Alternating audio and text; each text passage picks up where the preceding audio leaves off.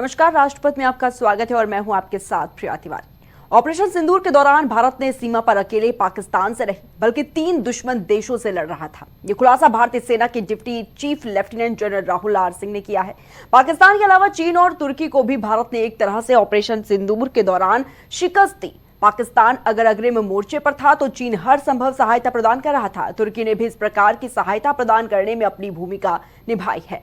वहीं ऑपरेशन सिंदूर के दौरान चीन कैसे लाइव डाटा लीक करके पाकिस्तान की मदद करता था, तुर्की ने पाकिस्तान को क्या क्या लॉजिस्टिक्स मुहैया कराए थे, कैसे भारतीय सेना ने इस तिकड़ी के चक्रव्यूह को तोड़ते हुए पाकिस्तान के एयरबेस और मिलिट्री बेस को ध्वस्त किया था, इस पर भारतीय सेना के deputy chief of army staff ने खुलकर बताया है। As far as Operation Sindoor is concerned, firstly, one border, 2 adversaries. So we saw Pakistan one side, but adversaries were 2, and if I would say actually 4 or 3 actually. So Pakistan was the front face. We had China providing all possible support, and it's no surprise because if you were to look at statistics, in the last 5 years, 81% of the military hardware that Pakistan is getting is all Chinese, 81% of that.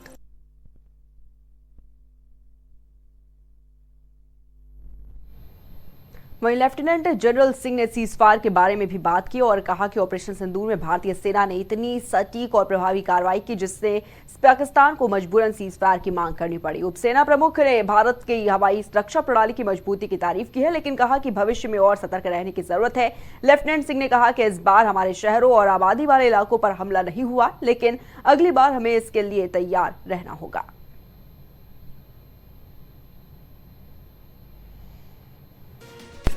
तो बिहार में BJP का चुनावी इतिहास आपको बता दें कि साल 2000 की बात करें तो 67 सीटें मिली, वहीं साल 2025 में 37 और साल 2010 में 91, जबकि 2015 में 53 सीटें मिली हैं। इसी के साथ अगर बात करें साल 2020 की तो 74 सीटें मिली हैं। तो बिहार में ये बीजेपी का चुनावी इतिहास रहा है। वहीं 2020 बिहार में एआईएमआईएम का जो प्रदर्शन, अगर उसके बारे में बात करें तो 16 सीटों पर चुनाव लड़े हैं, वहीं 5 सीटों पर एआईएमआईएम ने चुनाव जीते और इसी के साथ ही 1.24% वोट एआईएमआईएम ने हासिल किए। तो 5 में से 4 विधायक आरजेडी में भी एआईएम के शामिल हुए हैं।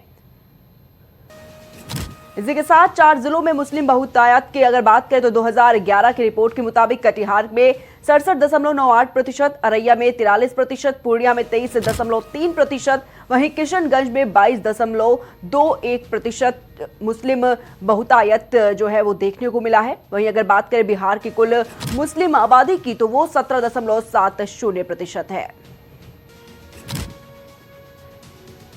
वहीं बिहार में मुस्लिम आबादी 17.70% है। वहीं जाति आधारित सर्वेक्षण में जो आंकड़े हैं वो भी सामने आए हैं। तो प्रदेश में मुस्लिम समुदाय की कितनी भागीदारी है उस पर बात करें तो बताना चाहेंगे कि बिहार में जो मुस्लिमों की संख्या है वो 2,31,49,925 है। वहीं अगर राज्य की बात करें तो हिंदुओं की जो संख्या है वो 81.99% है।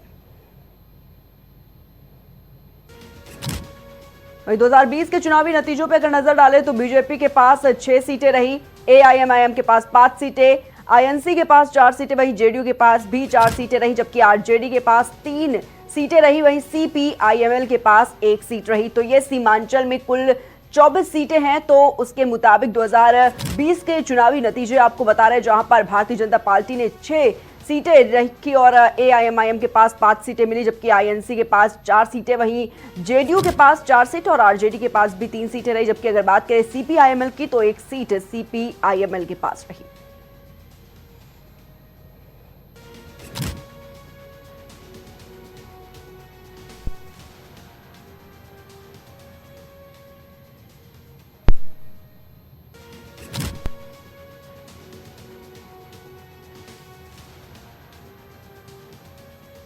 तो 2020 के ये चुनावी नतीजे आपको बता रहे हैं।